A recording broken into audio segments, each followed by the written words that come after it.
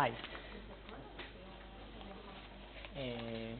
ביחד, גם כאילו, החלק הראשון יהיה תרגול והחלק השני מחדש.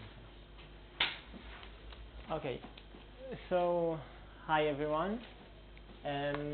Today we are going to, at the beginning, we are going to continue the multivariate case of the Kramer-Rowbound. After it, we will do linear regression. And if we will have time, we will do the EM algorithm. Okay? So let's start with the Kramer-Rowbound. Our task, again, is given some observations. We want to estimate our parameters. And we saw last week that we have some bound, the Kramer-Rowbound, that gives us the best possible option that we can do, the best possible estimator that we can do. Now let's talk about, we started last week to talk about the multivariate case, when in this case we don't have only one parameter to estimate, but we have some vector of theta to estimate. So theta now is a vector. Okay, so it's theta 1 to theta n. Okay, and now we want to estimate each one of the component of theta, and we can define in the same way the scorer, the Fisher score. So Fisher score in this case is the vector of the derivative of the log of the probability. Okay, so in the first component of this vector, the derivative is with respect to theta 1 till the derivative of theta n.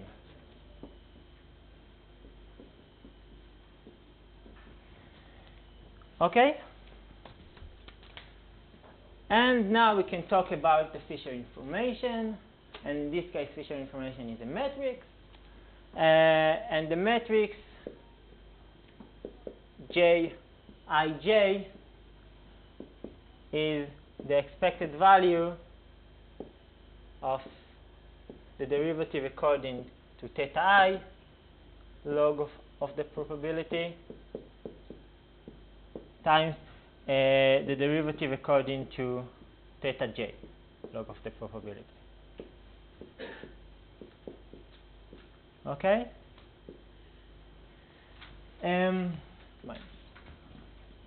And it's also the covariance of the score vector.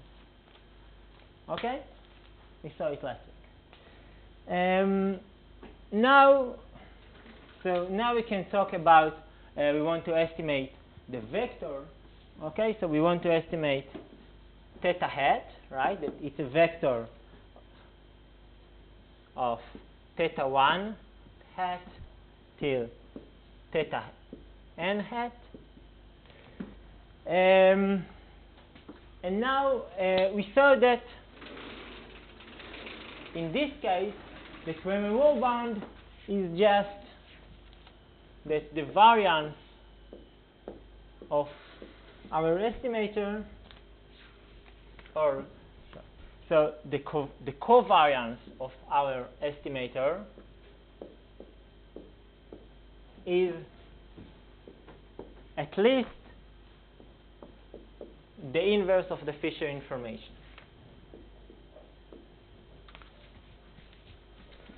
Okay, so it's a natural extension of the one-dimensional case. Now we'll see a simple example. So suppose that we have a Gaussian distribution. Our examples came from a Gaussian distribution with unknown mean and unknown variance. Okay, so we want to estimate both the mean and the variance. So in this case, theta is in dimension of 2. Okay, so we say that, as we said, that log of f of x given theta now it's a vector theta.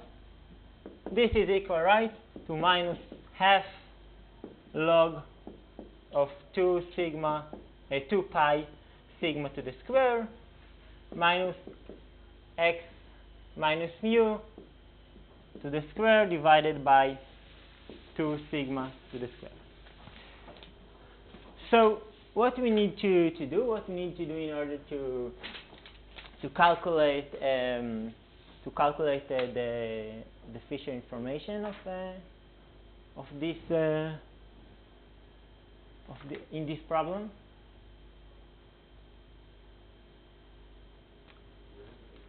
Okay, so we have so the Fisher information. What is the size of the Fisher information matrix in this case? 2 by 2, right? So it's 2 by 2, and we have here we need to derive first by mu and then by again the second derivative of mu. Here we need to derive to take the derivative of first with respect to mu and then with respect to sigma to the square. Here we need the opposite, and here we need to take the second derivative of sigma to the square. Minus the expectation of the second derivative. Okay? So,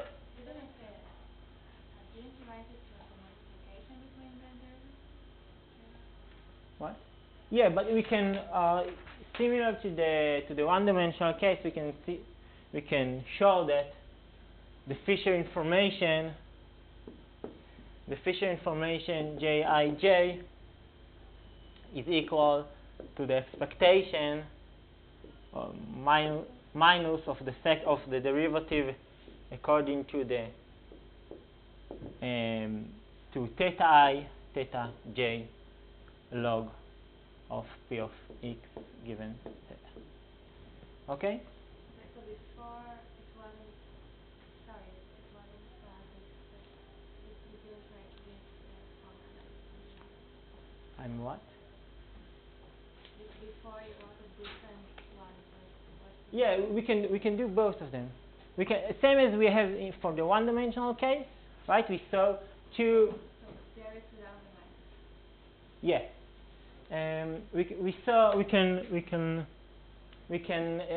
It depends what is easier to compute, but we can do both of them. Okay, so let's do it.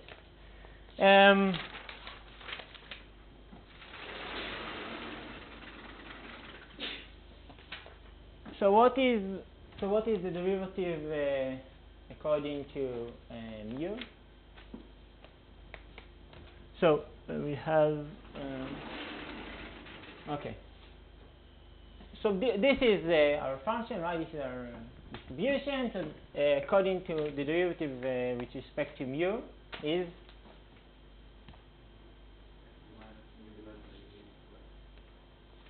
right x. So let's write it.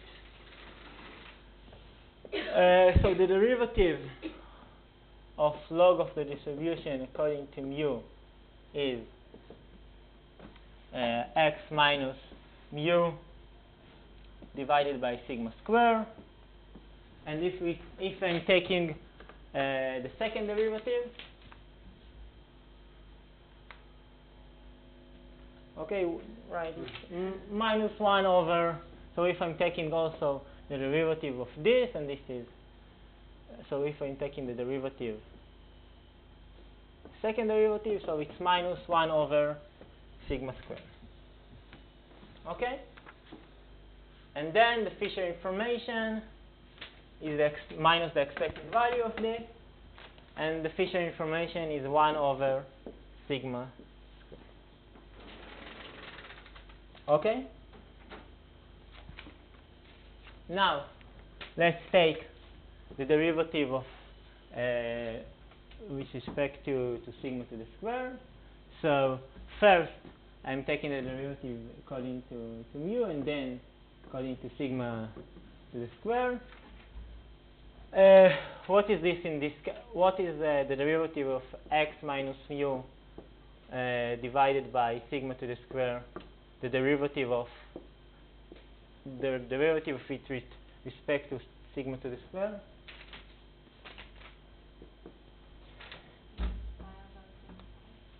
Right. Okay. So it's x, right? It's x minus mu divided by sigma to the square. Okay.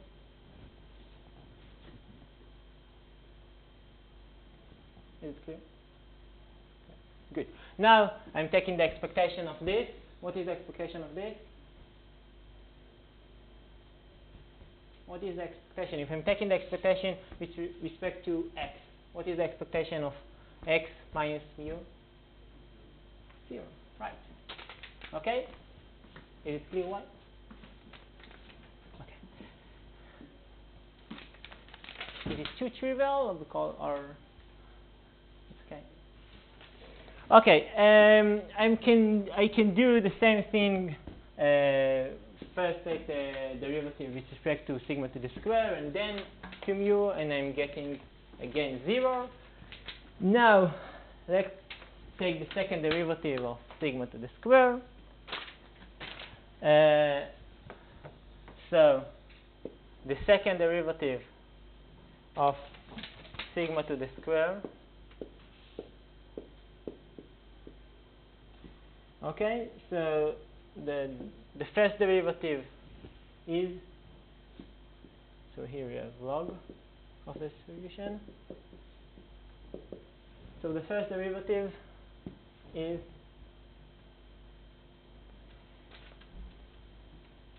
minus 1 over 2 sigma to the square, right? We need first, the first term is 1 over 2 sigma to the square plus x minus mu to the square divided by 2 sigma to the square and now I need to take the derivative again, and I'm getting that it's equal to 1 over 2 sigma to the square minus x minus mu to the square divided by sigma to the square to power 3. And if I'm taking the expected value of this,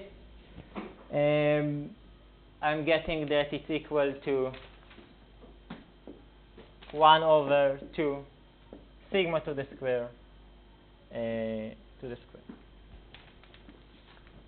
Okay? Now, good. So this is the Fisher information, and if I have n observation, this is for a single observation. If I have n values, I just need to multiply it by n. Okay, so Jn is just I multiply each one of them by n, and the inverse of the Fisher information is I'm just taking the inverse of it, and this is sigma to the square divided by n, and here it's 2 sigma to the 4 divided by n. Okay? Is it clear? Good. Now, so this is my bound, the best possible estimator that I can achieve. So first of all, you can see that it doesn't depend on u. It doesn't depend on u because it's very it makes sense because, of course, that shifting all the distribution in constant value will suppose that it's not supposed to change your estimate or your difficulty to estimate things. The second thing is we don't have here dependencies between mu and sigma to the square. Our estimate we saw last week or two weeks ago that mu and sigma to the square in this case are independent. So of course that estimate them will be also independent. Question? Okay. And we saw also that the variance of the maximum likelihood of mu is equal to sigma to the square divided by n. So in this case, it's also unbiased. So what we can say about maximum likelihood of mu, maximum likelihood estimator of mu, right? Sufficient. And we saw that the sigma to the square, the maximum likelihood of sigma of the variance, is biased, so it cannot be efficient. But we saw that estimator that is unbiased for the maximum likelihood. We saw that sigma to the square unbiased is 1 over n minus 1 sum over x I minus the sample average. Okay, so this is unbiased, but the variance of this is equal. The variance of this is equal to 2 sigma to the 4 divided by n minus 1. Okay, and this is bigger than the Fisher information. So here, so in this case, it's not efficient, and we can also prove that there is no efficient estimator for sigma to the square. Is it clear?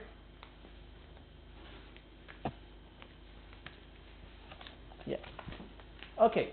So we finished for the Kramer-Rowe bound, and now we are going to talk about linear regression. So we have some observations, and we want to find we have x, okay, and we have also y, and we want to find the connection between them.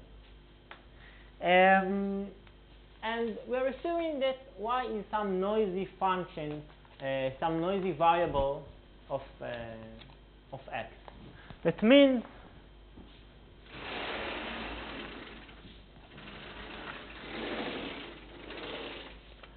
that y is equal to some function of x and some parameter w plus some noise. Okay, and we want our goal is given new data. We want to given new data x. We want to estimate y hat. Okay, so we have some training data. That means x and y. Okay, we have n training data and examples of the training data, and now someone will give me new x, and I want to predict y, its corresponding y. Okay, is it clear? Okay, so given if I know g of x and w, what should be y, my estimator of y?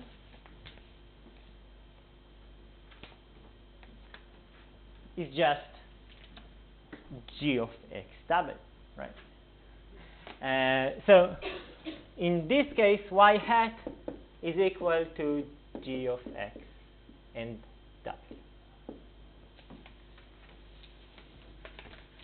The problem, of course, is that I don't know g of x, y. I don't know the connection between them. This is what I want to find. So let's assume, let's see. So for example, this is x and this is y, and now I'm getting points in this plane. So for example, I'm getting some noisy points in this plane.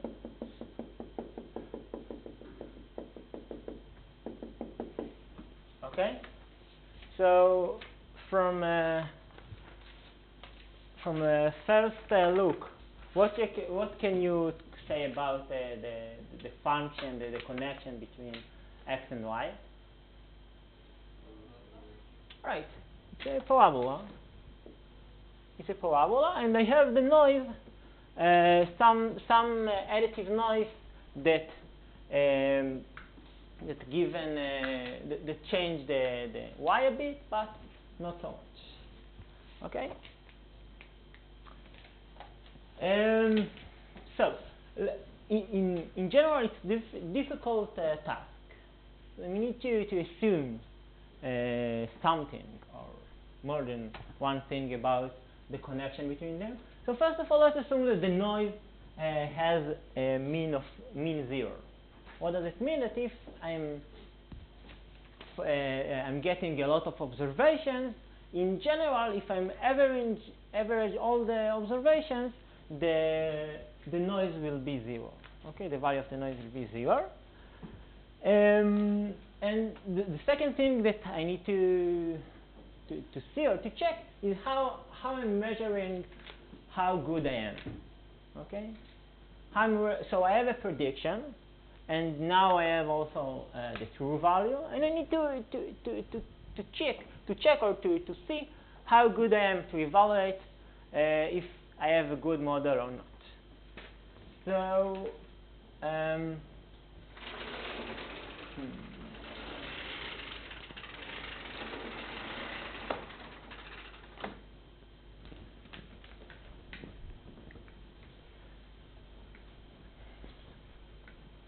So a reasonable measure to check it is the least square. Okay, so it's just the minimum W sum of all my examples y minus y hat I to the square. Okay, this is how close I am to the curve. So if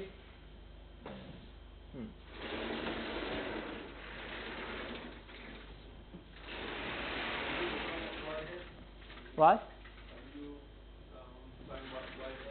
Y hat is my prediction.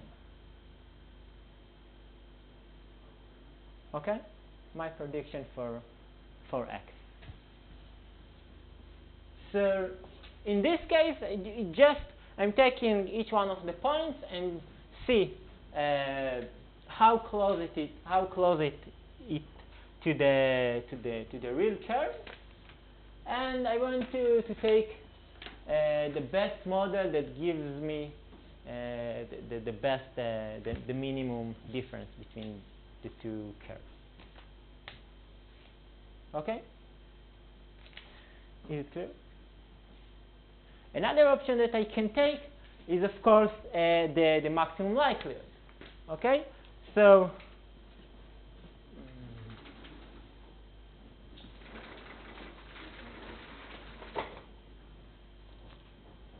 I can take the minimum of the W, as I said, and I also can take argmin, so maximum likelihood of W is the argmax of P of yn given xn and w. Okay. this is the likelihood, and I'm just taking the parameters that have maximum. So it's two different options. Yeah. What's the P here? P? Yeah. I mean, we didn't find any probability. So just a sequence of measures. yeah. So of course that I'm assuming that I have a probability that the samples are the same case as before. I am assuming that I have a probability that I'm sampling from this probability, that my observations are sampled from this probability, and now I just want to. So the probability of getting certain x, right? The probability of what? Of x. Yeah. Not of y. No, it's for y. I have some probability to get x and y. I have some but what I really care is the probability to get y. For example, you see I don't know. You want to check if there is a dog in the image. So what you really care is the probability that there is a dog in the image. So x is the image, and is there a dog in it is the y. What you really care is your label.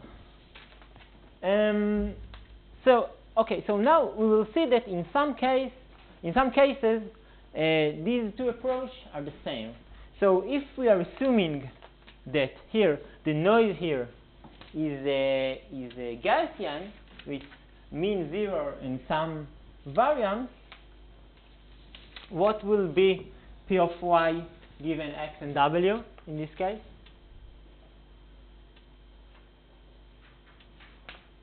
I'm assuming that my noise is Gaussian with 0 and some variance. What is P of y given x and w? Huh? This is a deterministic function, right? Yeah, this is the mean. What? Yeah, this is the mean. Yeah, exactly. This is a deterministic function, okay? There is no randomness in this function, and I'm just adding Gaussian to it. So I'm just adding to Gaussian, I'm just shifting its mean. Okay? Is it clear? No?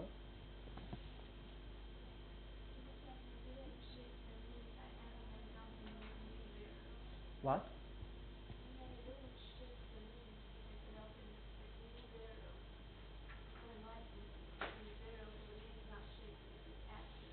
Yeah, I'm adding to the. I have a 0 mean, and now I'm shifting it with by j of xw. Okay.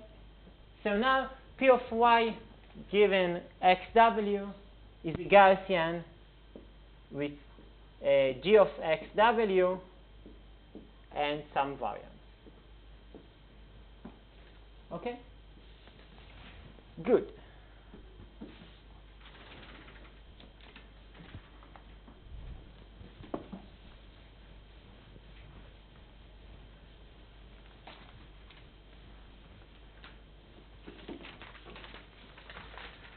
Okay, so now I want to maximize the log likelihood of this function. So let's do it. So maximum of w of the log likelihood. That means y given x, n, and w. Okay, so in this case, it's just max over w. You're trying to find the w that's minimizes, or Yeah, I want to find w. W is my parameter. I have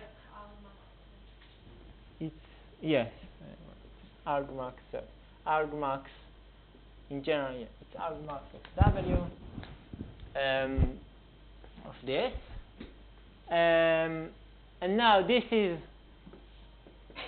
I'm just putting it because I know that it's Gaussian.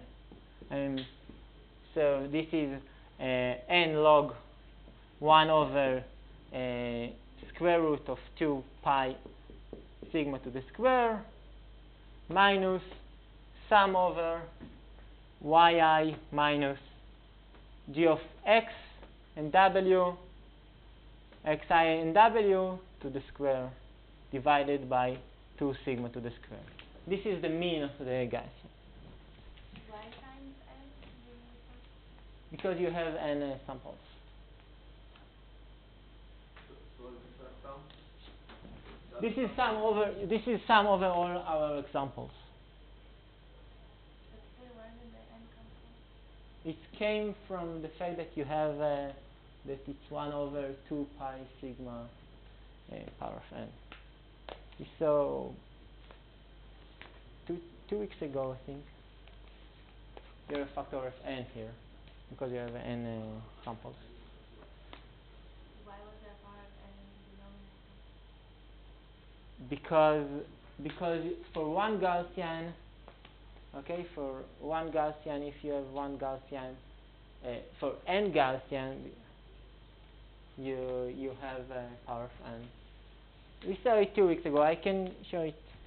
I can show you too in the break. And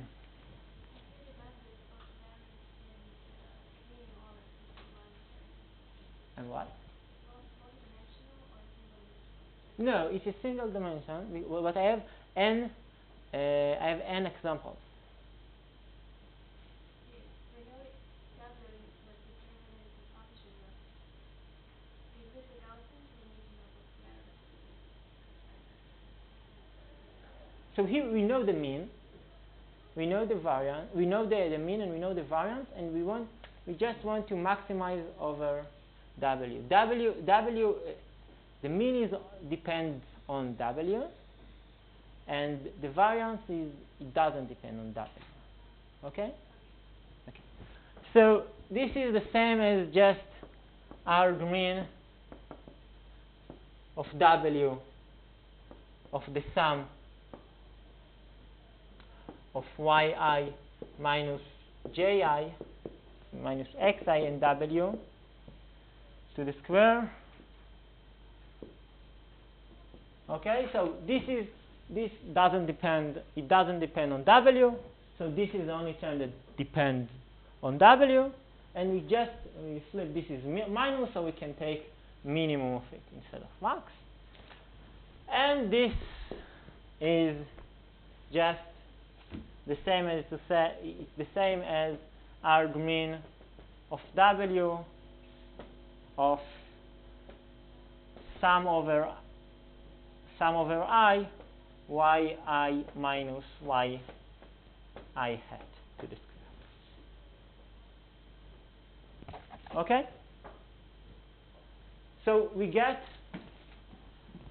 that this is the same as this one. Okay? In this specific case, when we have Gaussian noise, the least square is the same as to take the maximum likelihood. Okay? Question?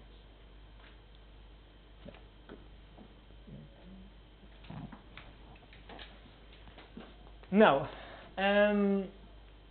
So now it doesn't help us because we still don't know how to find W. We want a closed solution to W. And in order to do it, we need to assume more things.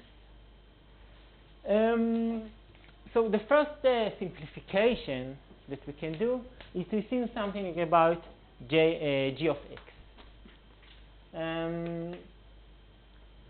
So g of x, in general, it can be any function. But now we are assuming that it's a linear combination of a basis function. What does it mean? That g of x is equal to sum over sum between 0 and some number d. This is the dimension of the problem. Wj times phi of x, phi j of x. Okay. We are assuming that this function, that g of x, is a linear combination of w and some function of x. Okay. So now, okay. So this, of course, it's not, as I said, it's not in general true, but it's a good simplification, and it's convenient to take these basis functions to be polynomials. What does it mean? That phi I of x is equal to xi. And in this case, g of xw is equal to sum over to sum between 0 to d minus 1 of wk wj xj.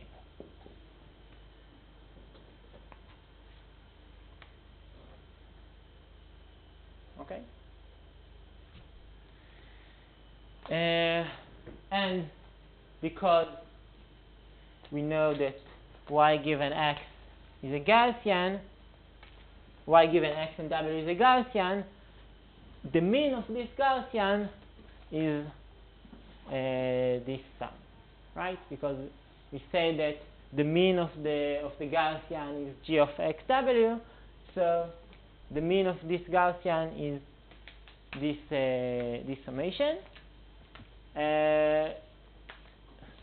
So let's write it.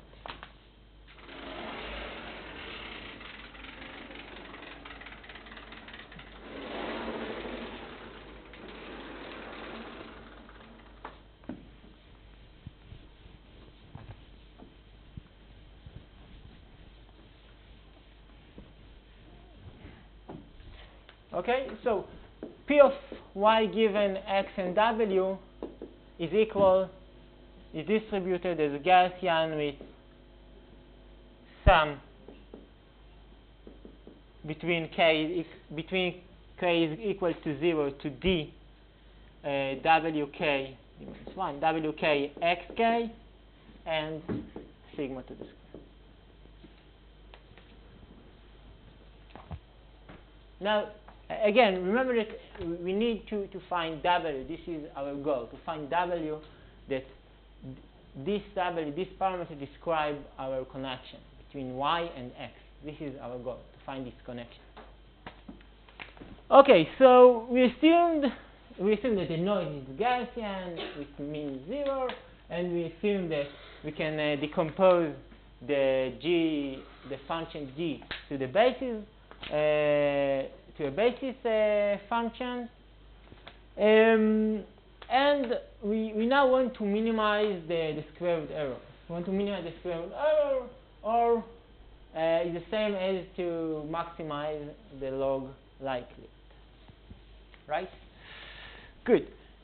So let's write it in a vectorial way. So the vector y is equal to y1 to yn,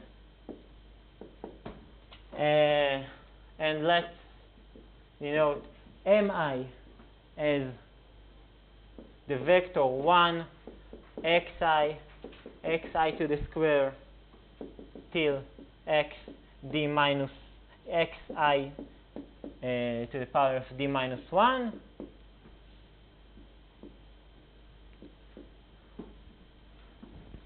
Okay, and we have also the M matrix, that it's defined as M1 transpose to Mn transpose. Okay, the rows of this matrix is just Mi transpose. So this is the matrix. It's in the size of this matrix is n over d. Right? It just maybe it's more simple to see. It's 1 x1 x1 to the square x1 d minus 1 till 1 x n xn to the square till xn d minus 1. Okay. Just it will be more convenient more simple to work with matrices. Okay. So let's do a break now, and we will see how to find a solution for W next hour.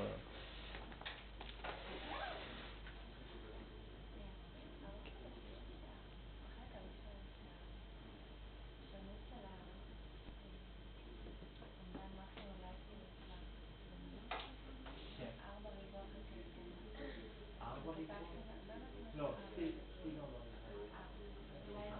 לא, לא, זה סיגמה בריבוע.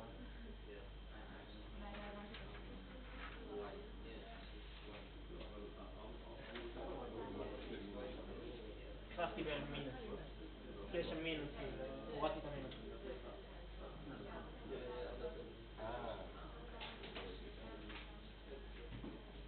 ולמה הסיגמה לא נעלמה? כי אנחנו לא אכפת לנו מסיגמה. סיגמה לא תלוי ב-W. אנחנו רוצים לקחת R מן ה-W. לא גזרתי לפי... לא גזרתי פה שום דבר עדיין. אני רק לוקח... הקובלנס של הוקטור שלך של תטא. זה תמיד.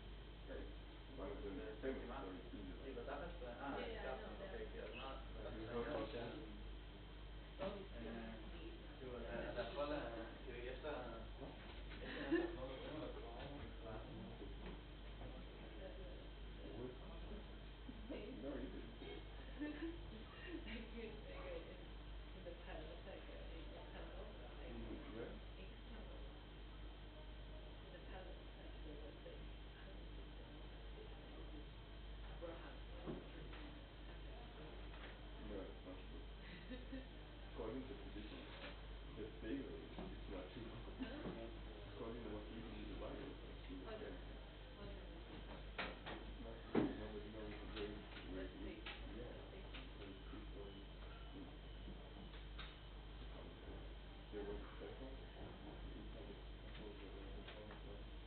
Where's the hill? Okay, because where's the story? What? Sorry? The one settle, where all people are, And the symbol mark? Yeah. this side, the temple, right? Who Yeah, how I to know. use it. But over there was a holy settlement. Like in the temple, inside the temple, It's was stone, right? Like a foundation stone. yeah, that's also there. Yeah, exactly. Yes, you are. No, they have more instead. Huh? I think they just decided to give the class more and more. Yeah, honestly. And you don't have notes. No, kids probably don't read it. Do you? Yeah. So this song was like a testament, and also Moses was in it. And when this was told, it was in Rome, and nobody know where it is. Was the Turkish stone? It's in Rome. Yeah, so the Roman was like afterwards they conquered the Turkish. Yeah, but they already destroyed the temple. Yeah. Actually, it's kind of, yeah, they destroyed the temple, but it could be that it was already lost before they came here, because there was a war inside Israel, with people from Israel. Yeah, yeah, like different tribes. That's the reason. Like, yeah, They went. the reason and for the history. I want to like political lesson for kids after. Ah, Like the you went? mythology Yeah. they have this spiritual. I don't Actually, that's doesn't mean. really remarkable, like, discoveries. Like, the little we found, I mean, like, like it's like we've done a lot of like we start from the Safra Square and then we walk to but like only the last half an hour or something we are really because before we were like Xiaobai in the city and she was telling us different stories about the here and there. And that's how I noticed the foundation. Some the different inside of the it's kind of weird that there are people who don't believe it was exist. But yeah, I mean, you can. I guess you know how to believe in God, but not believing that something happened to you like But I think the 3,000 problem years ago is like is kind of like like blinded. Like, yeah, it could be there, just you're not sure where it is. I mean, you know where it is. Why maybe it's a better question, but you know where it is. how can they know where it You is? found that they found it. They found like But 3 months. I think it's also more like political issue because they were like claiming that this is a site, so they want to like drive away the Arabs who live there. So it becomes more political issue than just than like archaeology. Archaeological issue because like they were like trying very hard to drive away the Arabs live there and But our religion also believe in the same thing. yeah, they live in a sense, but just I think that's like issue for them more. I think that's why they told me it's very important to prove this is like In the truth. yeah, they say it's very important for them to prove this is city of David. Like see, we were here like 3,000 years ago, so it's our land and you should live on. Then this why it becomes political issue. Yeah, but Yeah, but I know they also believe in all the prophets like Adam is a priest. Also the same God like Adam. but Muhammad founded some. I mean, when he was exiled from his city, from Mecca, he went to a city which called. No, I think you came to the temple mount, didn't you?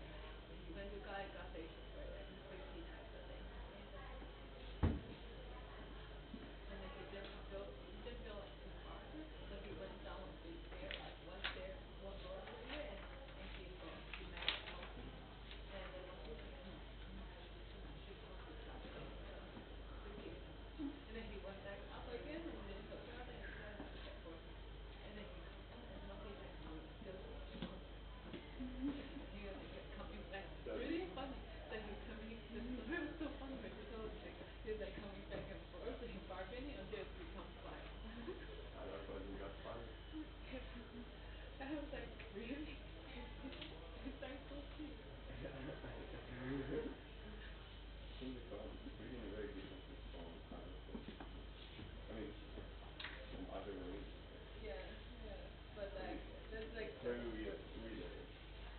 The scar? Yeah. Did you try to like is it painful? Yeah, but first I think Anyways, it was fun. Like she was very knowledgeable. She's the originally Australian from the. I think she's Australia. Australia. She's the tour guide. She was originally She's from from Melbourne. Australia, but like. Melbourne? Hmm? Melbourne? Melbourne? Melbourne? Melbourne? I don't know her. I don't. Spanish speaking one. I don't know. But she's. Yeah, like people. Are there many students? Most of them from one three cities, Melbourne, Sydney and Perth. It's pretty nice. Like 3 hour. It's a bit long. Like at the end I cannot focus. Taking the class and I cannot focus listening to English. But it was fun. Like Did you also go like over on the world? my training we went to a rooftop, like a free one, not the one you have to pay. You can also do on the Yeah, I did it before on the wall. Like I don't know. Like yeah. yeah, thinking to tell like Tiffany and my friend like could you come? Like I will be studying most of the time. So You can also go to the Bristol Wall Tunnel, which is very cool. I haven't been there. That's because it's always very long queue to get there, and they don't open in July. You need to have like an expensive. Do you have I have connect? very good connections because my brother-in-law is full-time, so he not only can like Really? find stuff, he can do it also for family. Not 18 people are very quiet. What do you mean 18 people? At the University Tunnel, you are only a group of 15 people. Yeah. We were only our family. Only family? Like only with the family. Like small group, and then we have like four or five people. Wait, you cannot go by yourself? Like you don't No. join the group? No, you can go by yourself. You cannot say. I can, he can. You want him to ask him to organize too? What do you This mean? is very cool. Yeah, every time passing by because I go there many times. I pass by there many times. Like, okay, who lost the kids? And Yeah, we can only see like half of the wall, like yeah, or like not high. and on that, I didn't know that like if you build a wall and then the size of stone matter. Like if the stone Yeah. is bigger means it's like So in built the much bottom, long time ago. Yeah. you have stone with the length about more than this room. Yeah, but that's kind of funny because like You you have always no have idea how they brought it. yeah, you always like it's like the older people the like indigenous people can move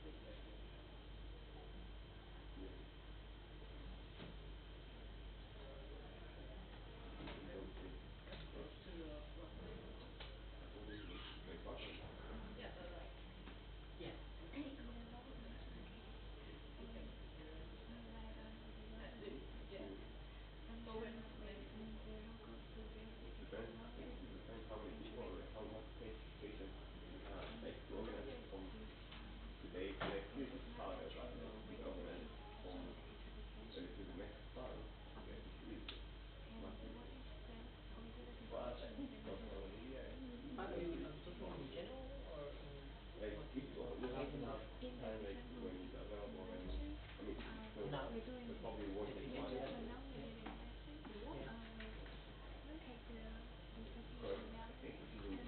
all the terms that involving For half example, when another you rotate one is one. So it's boring or not for you? You need to then show different geometry. Oh, the multivariate case. Yeah, that's perfect. But it's also expensive. So all that is in case assumption I don't know. So if I look at the integration over P of such a case,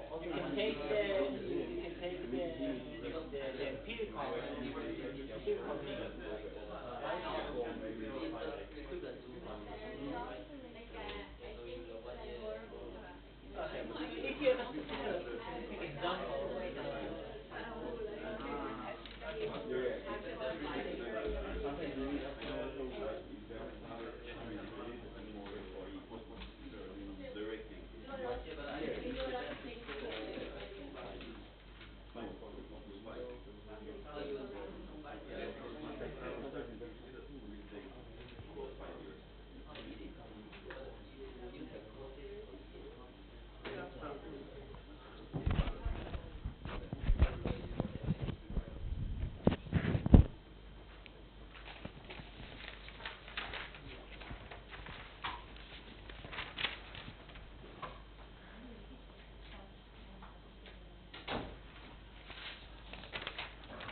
Okay.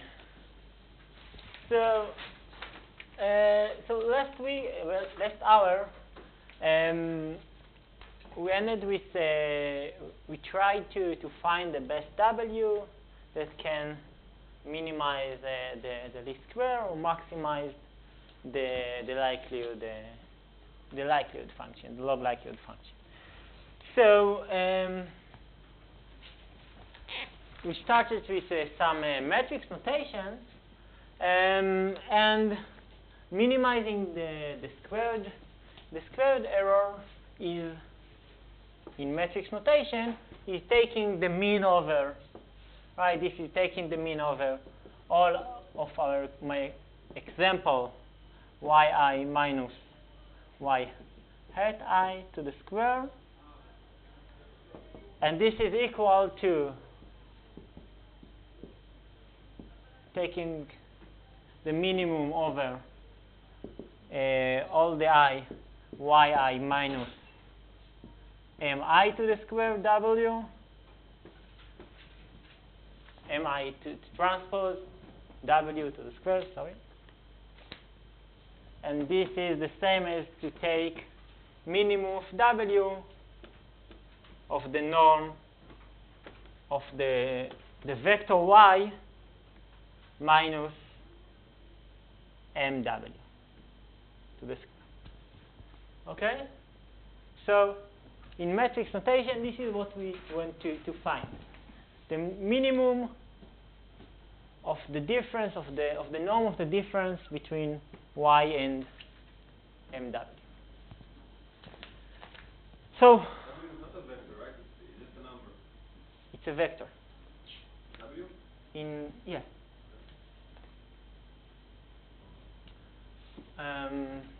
It's a vector of you need you taking the you have we assume that j of xw is sum over basis functions with different w in each of the components. Yeah, but in the original problem we had y equals g of x and omega and w, right? And w, yeah. It's not the same w now, right? No, it's the same w. It's the parameter or the parameters that we want to estimate. Then I don't see why it's a vector now. You're taking the Yeah, but I have one function g that given x it returns g of x and w. g of just a second. Because the G of doesn't include all of the examples. yeah, just a second. G of x w, right, is one-dimensional. Yeah. But w is it's a multivariate. You assume that you have W and theta. Both are the basis for the function space, and W is the weight. Yeah.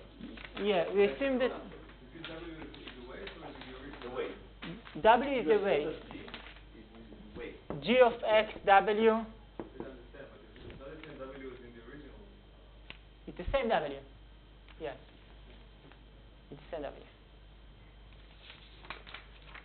Okay, we assume that g of x w is equal to sum of wj x j. Okay. Here w is a vector. Is a vector in the size of d minus 1. Okay, and it seems like the W is a scalar, but it's only one variable here. Like What? the first W, it means that this is the parameters related to mean distribution, but here Yeah. it is decomposed by different component of the system. Yeah, exactly. This is one dimension, and this is a multi-dimension.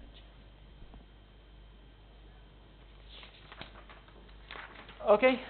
You can just a Taylor series of g in terms of x and yj is the derivative of g with. I didn't understand your question again. Isn't a different way of writing any function g just as a Here, no. series of No, this is assumption on our function.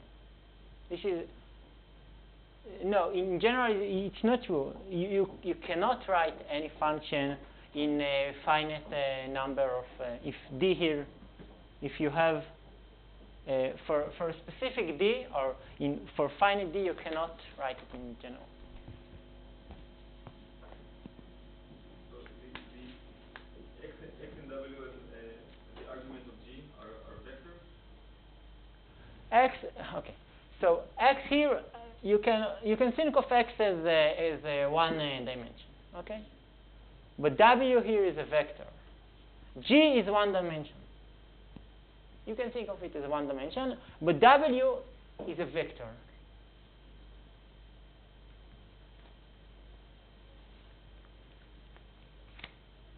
Okay? Think about it. You can come to me later. Sorry, one question. So it's n times w? It's m, the matrix m, Yeah. multiplied by the vector w. You mentioned multiplication. So it's n. The n m is n by d, right? Yeah. So and the w is D. d, right? Right. Exactly. W is a row vector or it's a column. It's W is a column. yeah. Okay. Okay, and so you get here a vector with size n. And y is a vector of size n. Okay, great. So now we want to take, how can we find the minimum? We can take the derivative with respect to w.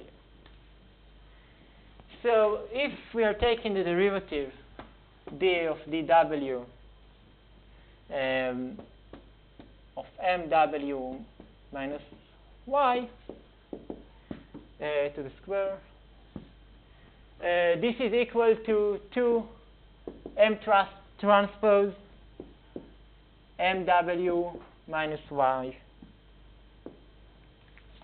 Okay, and this is equal to 0. Everyone feel comfortable with the to take the derivative of a matrix and vectors? Do you want that I will? Who knows why this is true? Okay, so let's. So let's do. Okay, so let's do it slowly.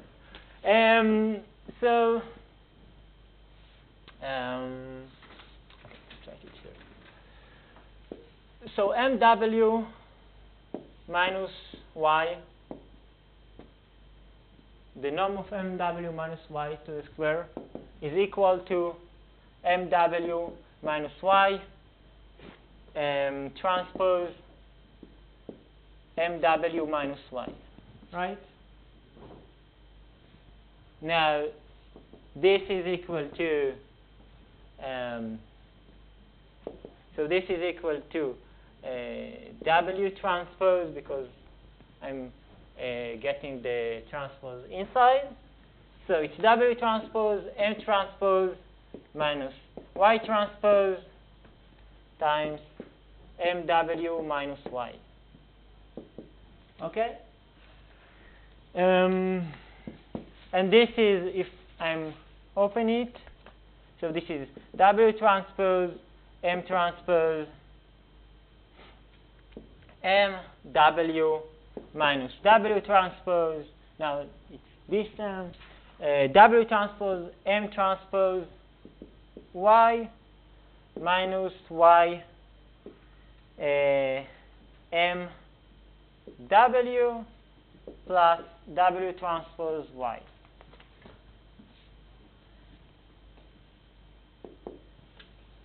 Okay? Now, so this is equal, I'm just taking this and this, the transpose of it. So it's equal to w transpose m transpose m w minus y transpose m w transpose. I'm taking the transpose of this, so I need to reverse the order, minus y transpose m w plus y transpose y. Okay? Now, what is y transpose mw? Right, it's scalar. Exactly. So it's equal to its transpose, right? So all of this term is equal to w transpose m transpose mw minus 2 y transpose mw plus y transpose y. Okay? Now, if we take in the derivative with respect to w, so what if I have some vector x transpose bx, and I'm taking the derivative with respect to the I component of x. What is this?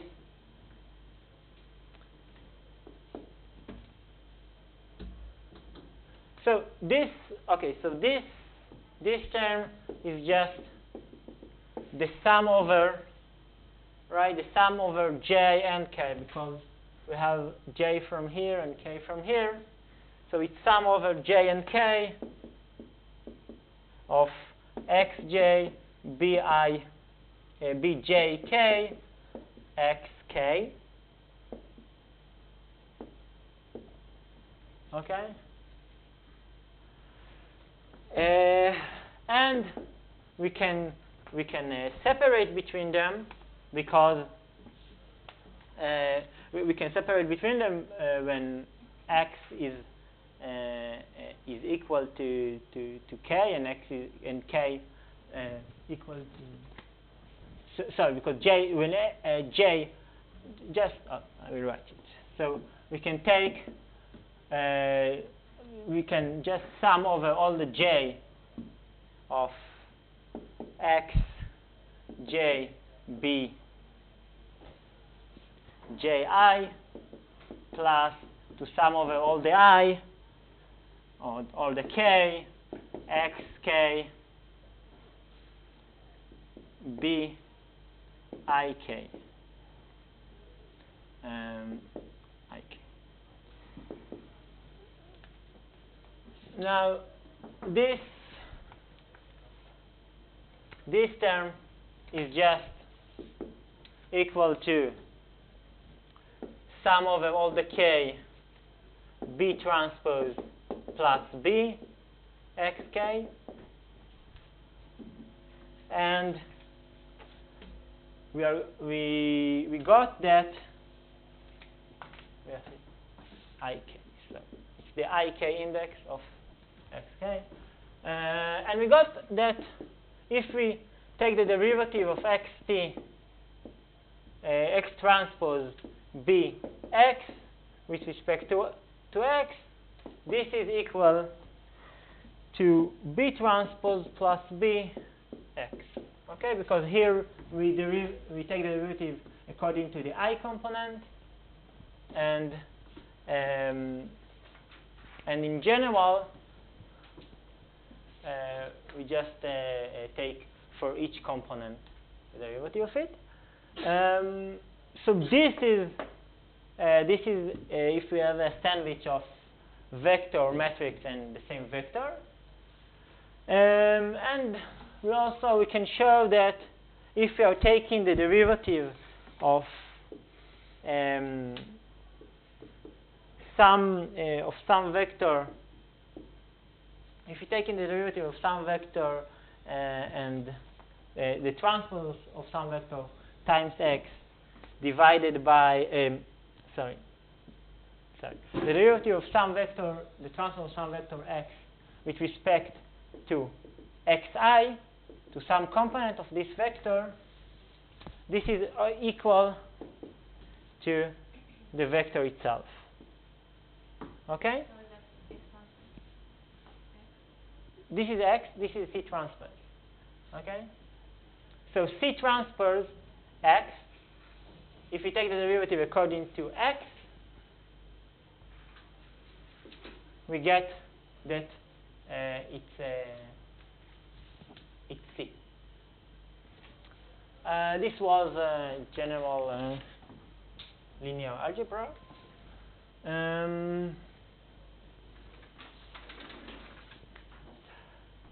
So if we have this term, we have here W transpose, the sandwich of W transpose and W with M transpose and M, and we have here also the Y transpose M with W. Okay, and this term it doesn't depend on W. So we're getting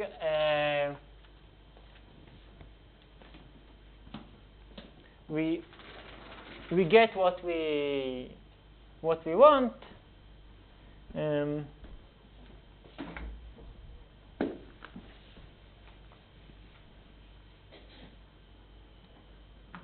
we get what we want, that this term is exactly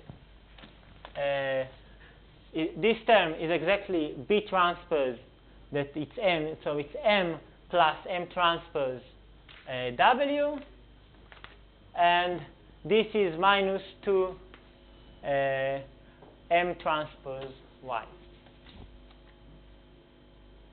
Okay? Like B transpose plus B is supposed to be. Exactly. But, Because so we have a factor of 2, so it's M transpose M plus M transpose M transpose.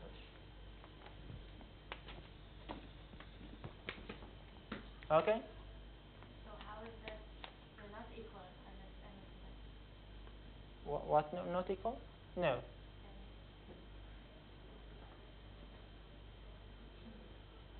Just go over it. It's in my notes, so just go over it and carefully, and you will see it. Okay. So it's not on the board. Okay. So we saw that the derivative with respect to W of mw minus y to the square is equal to 2 M transpose mw minus y. And if we compare it to 0, we will get that M transpose mw is equal to M transpose y. Now, remember what we need, what we want to find. What is our goal? To find W, right? To find estimation for W. We have Y, we have M. M is a matrix of that contains our axes, and we want to find W. So what we need in order to find W? Right. We take the inverse if it's possible. M transpose M is, what is the size of M transpose M? D, right? It's D. It's D on D, and it's symmetric. And if we are assuming that the rank of M, that D is smaller than N, then it's invertible, and the solution, or the maximum likelihood solution, is M transpose M, the inverse of it, M transpose Y. Okay? So if you give me X and Y, I can find the best parameters in the sense of maximum likelihood.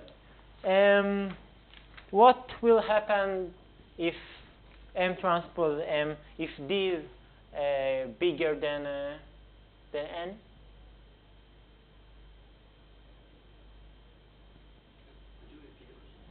What here I can, we said that I can take this inverse because N is bigger than D.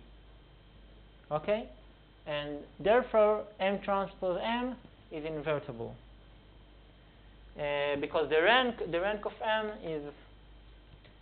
is D. Now, what will happen if we cannot do it? If N is smaller than D? What? Right. We have right. It's singular, and we need to take the pseudo inverse of it. So in general, we need to take the pseudo inverse of M transpose N. What's defined as the pseudo inverse? What? How do you define the pseudo inverse? So I will not write it here, but basically you need, the problem is that you have multiple solutions, right? Because D is bigger than n, you have multiple solutions, so you're just choosing one of them. Now,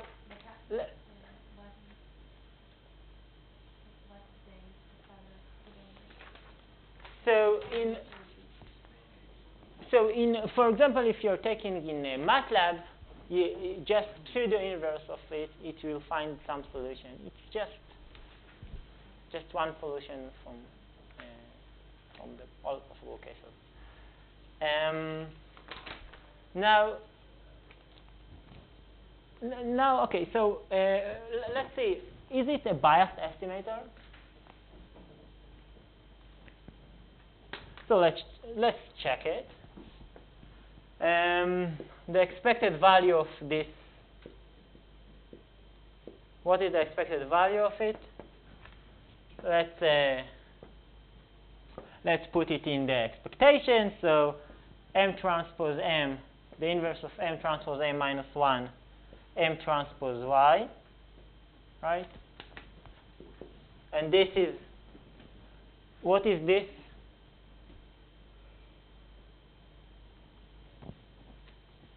This is Y, we assumed, right? We assumed that Y is MW plus some noise.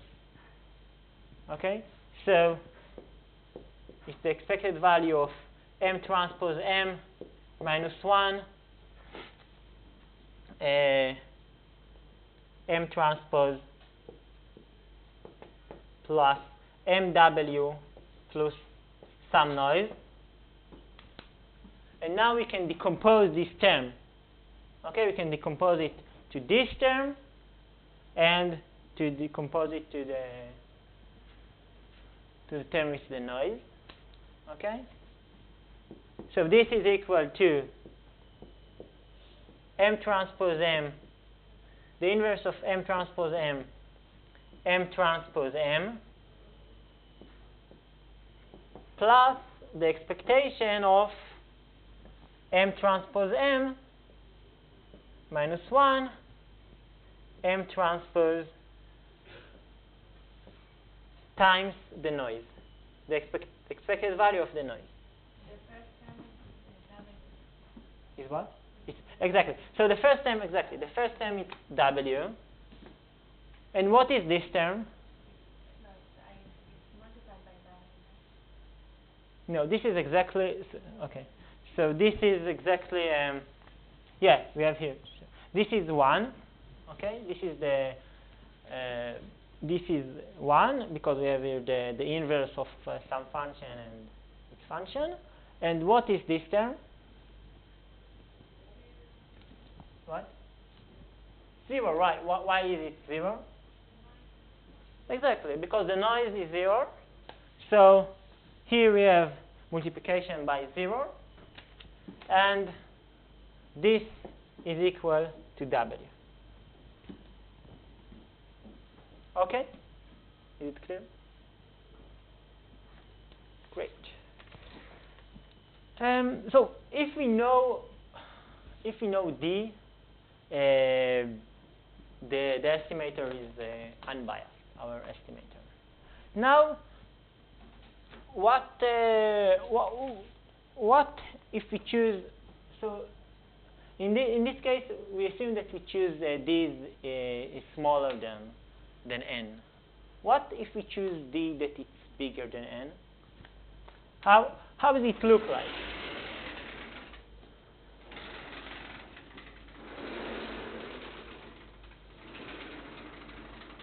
Where did you use D? Where did you use the fact that D is smaller here? No, here I didn't.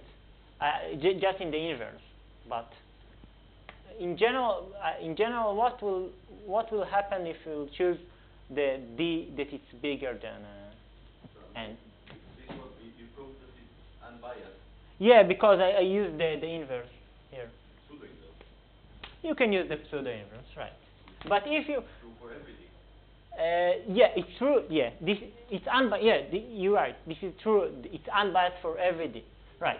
But we know that there is we choose some D. Okay? But what happens if we choose a d that is bigger than n? So you won't have enough points to determine your parameters. You will have you're supposed to have infinite amount of solutions. Right. So let's see. In the first case, that d is bigger than n, we have some points. Okay. Again, this is our point. Okay. Function, so it should be something like this. So if n is bigger than d, how our function will look like?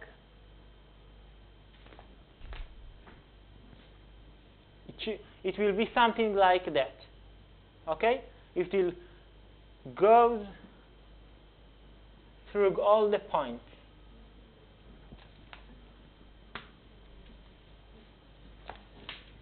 Okay? You're talking about n is bigger than d or d is bigger That d is bigger than n.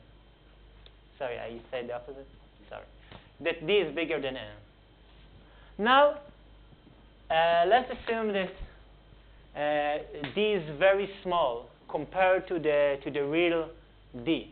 Okay, that we are guessing some d because we don't know d, right? We have just the observation. So we are guessing d that it's really small, too small for our problem.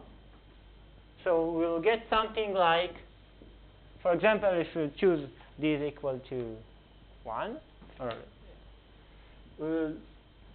this is again our point. So it will be this.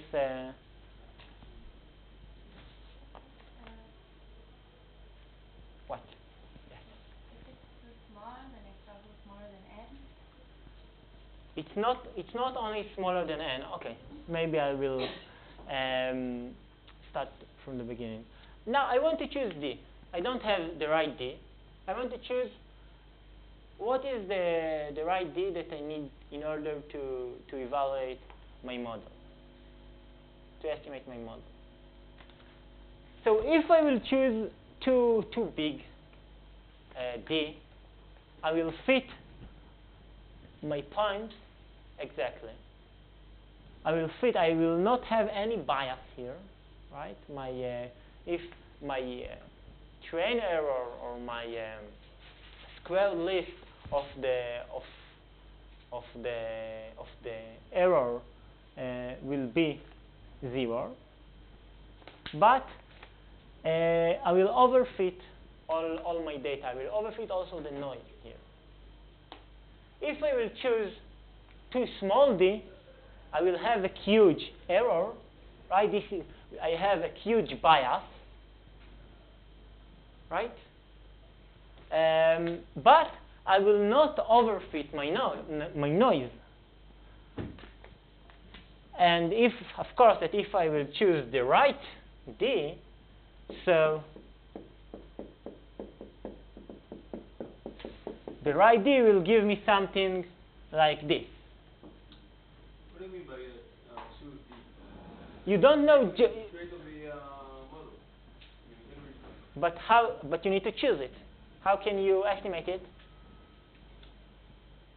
What will you mean d is like? D is a dimension of the problem. And d is j of x w is equal to sum over j is between 0 to d minus 1, right? wj xj. D here, it's how many basis functions I have. Yeah, so it's the highest order of the... Exactly. It's the highest order of the polynomial. Okay. Okay? As I'm taking d, just a second, to be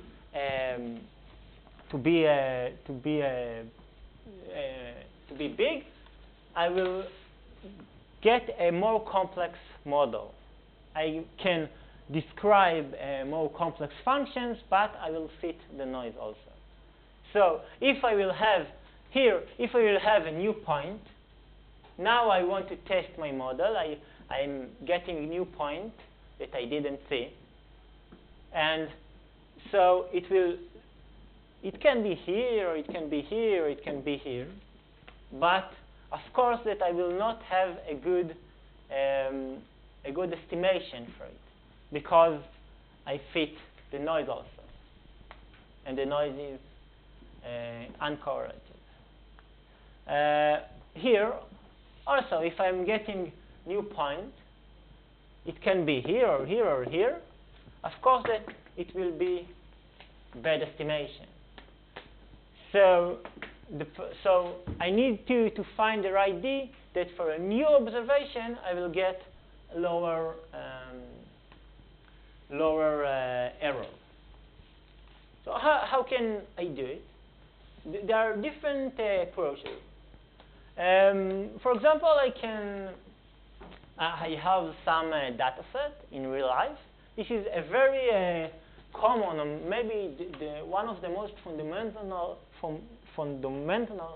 problems when you are dealing in real data. I want to estimate the model of my data, but I don't want to overfit. This is overfitting, and this is underfitting. Okay. So one way to do it is just to split my data set. To say this is the training, okay, and this is the testing, and they are separate. And now I will train my model on the training data, and I will test it on the test data set, and then I will choose the different Ds, and I will take the Ds that give me the best test error. Okay. So this is one possibility. The other possibility is to add regularization to my training. Okay, I'm saying that I want to punish my model if it's too complex. So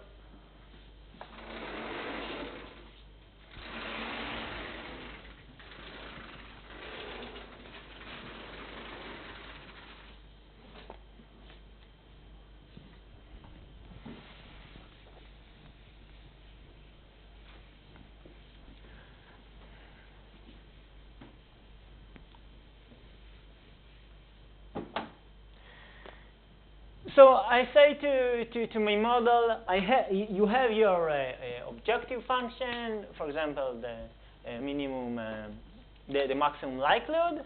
Okay, so I want to find the minimum W that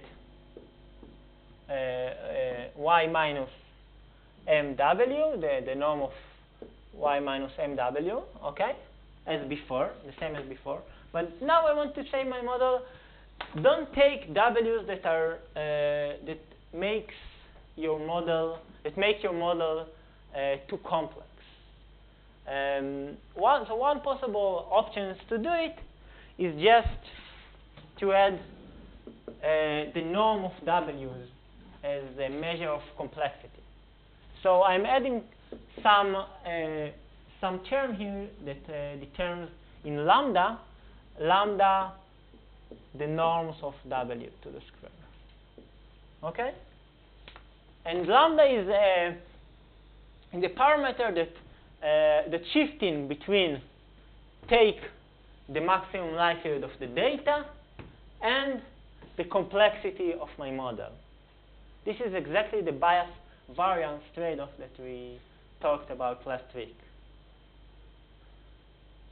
Is it clear?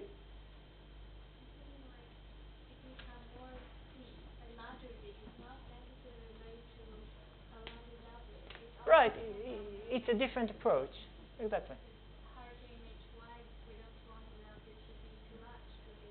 If every lambda set is too large, So it's a good question why the norms W is the measure of the complexity of my system. There are different approaches, and there is no one good solution that tells you this is the complexity of your system. But you can think of the norms, L2 norms, L1 norms. You can think of the usual information in your system. There are a lot of measures of complexity in a system, but this is maybe the most simplest one. Okay? But it's a good point. So, Sorry, W was a smaller norm, but in the same direction with the same. So, for example, if we'll take W to be, so if we'll take here, what, if here we will assume that only the first 5 components of W are bigger than 0. So, and we take another W that its 6 components is different than 0, and all the 5 first components of them are equal. So of course the norms for the first one will be smaller. Okay. So you can. I mean, if you scale the W, then it will have a different norm, but it will do Right. the same. It's a problem. You're right. It's a problem. It's a problem in regularization. Of course, that you want a regularization term that it's not a scale that it scale with your model. So there are different regularizations, but this is the simplest one. Okay.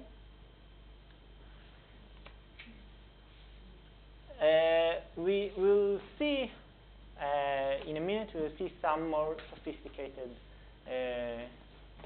regularization. Okay, everyone understood this? Good. This is called. This is a Tikhonov regularization, and in real practical problems, it works quite good.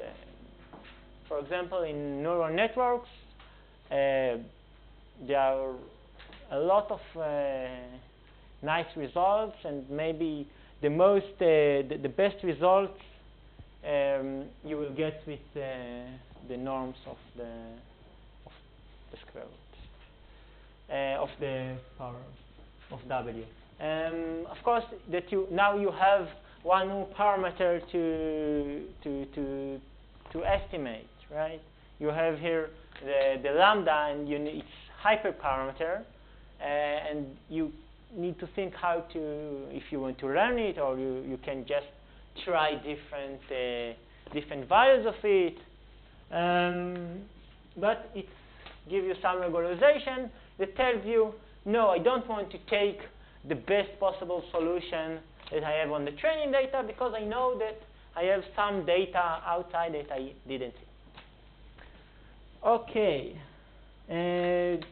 just quick, let's do it quickly. Now let's suppose that we are Bayesian, okay? We don't want to add this weird constraint on the norms, because it doesn't scale. It's very problematic. We don't know the relation between these two complexity. So let's assume that we are Bayesian.